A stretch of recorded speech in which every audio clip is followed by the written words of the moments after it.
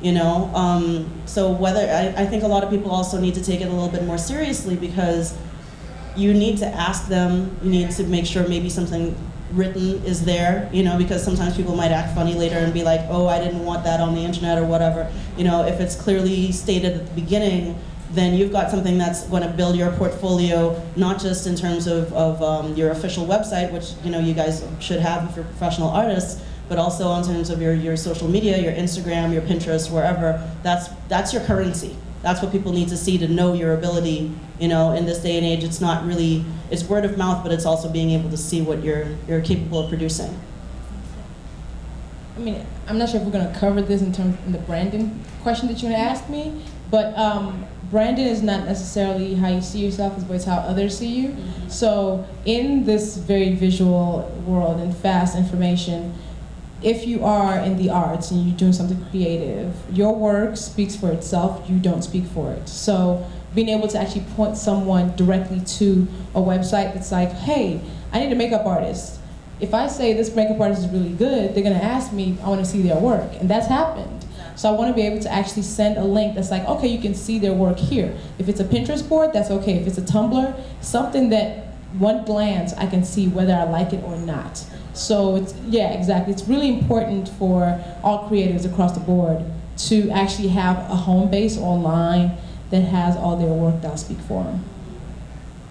I think both of those are great points. I would just say the last thing is, you know, you want to share the work and it's super important to get it out there, but you kind of can get a social media trigger finger of wanting to share really quickly. And so the thing to be really careful of is like, are the other people on the set or the job comfortable? Does your client look good? Does the model look good? Is there not like junk food sitting in the background? Like there's just little things where it's like not a good look for anybody to have it out there. And sometimes you take a picture really quickly and somebody might have a contract with a brand and all of a sudden you find out, you know, there's another brand laying on the table and, you know, that's something that's kind of damaging to them. So I would say, you know, the biggest thing is to like clear the opportunity or like capture things maybe during the shoot and then discuss them afterwards and be able to show options to, you know, if it's a bride, if it's a photo shoot for a magazine or a campaign, that you can really choose the photos that best represent the opportunity rather than feeling like you're sneaking something out of there. Because like Patrice said, you're not sneaking it, it's your work.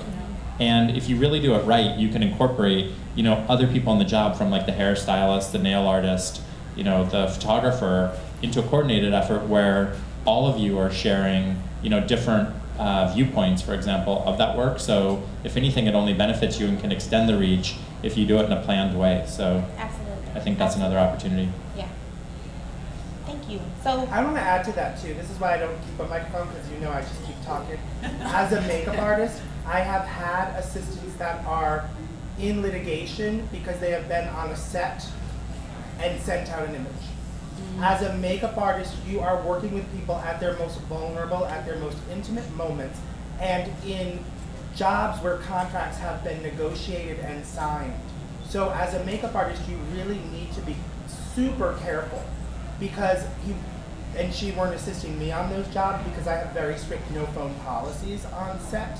I think that you've got to realize that because this is attached to us all the time now, you still have got to be super professional. But it is a real danger to your career and credibility if you are that person that's just putting out images without clearances. You've got to be really careful. Just a cautionary tale from a makeup artist. Yeah. And I won't talk anymore. Yeah, I mean, some of the people, I'll just add to that, like we had somebody that we worked with that's like a high profile person.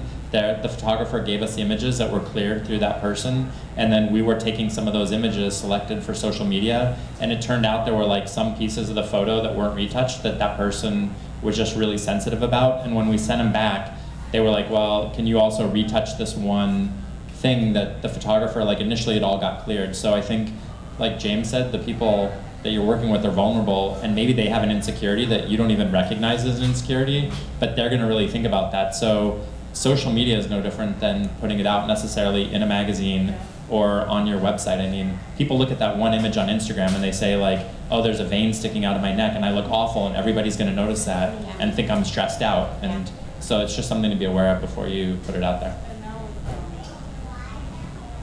With things like Flipbook as well, you know what I mean? So like you might have your Instagram images and they're there, but you know, your images are gonna be seen depending on who clicks like on your image.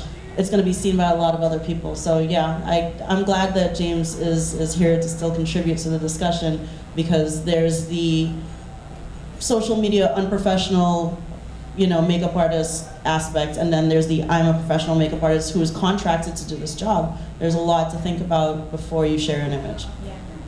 I think it's also part of the whole generation overshare problem that's happening right now. Everyone wants to share everything as it's happening in the moment, just putting up pictures on Instagram just to show everyone I'm doing this exactly right now. It's worthy just stopping a couple of times and saying, is this really contributing any type of value to where I'm posting? So. Yeah. Yesterday I was sitting in there with Merrill Hollis, and he said something, and I was taking a vine, and that's 7 seconds. But in that 7 seconds, he said something about Wendy Williams, and I was like, oh no. Right. Take that back. I don't want that to go out. And you have to think of that in that moment. And when you don't, it can come back to bite you. Well, and I think a funny but not funny story is you also have to think about how other people are going to take things. I make a lot of jokes and I say a lot of things, but I speak very honestly. And last year with the makeup show Chicago, I put out a tweet and an Instagram and a model I had copied and pasted, and I work with social media people at my job. And this is tragically funny, but I said the makeup show is bigger than ever before with makeup artists Sam Fine, Crystal Wright, the B key is next to the N key. So what I put out to all of these people was not the word bigger. And people realized that it was a typo, but it got a lot of traction. And it was literally like, Reggie Wells, Sam Fine. I was like, oh Lord Jesus, please strike me down here and now. Why couldn't it have been Bobby Brown, right? You know what I'm saying? Luckily, people understood that it was a typo, because it really, as someone who has such a diverse career, works with so many women of color and is brought in by so many brands for African American women to do education and do that, it really could have affected me. And I thought, sometimes you just gotta put the phone down, right? Sometimes you just gotta let that phone rest. He said, take my phone, please. Take my phone. Wow, okay. Worst typo ever. Worst typo Always in trouble. ever. Always in trouble. Worst typo ever. Worst typo ever. Hashtag worst typo ever.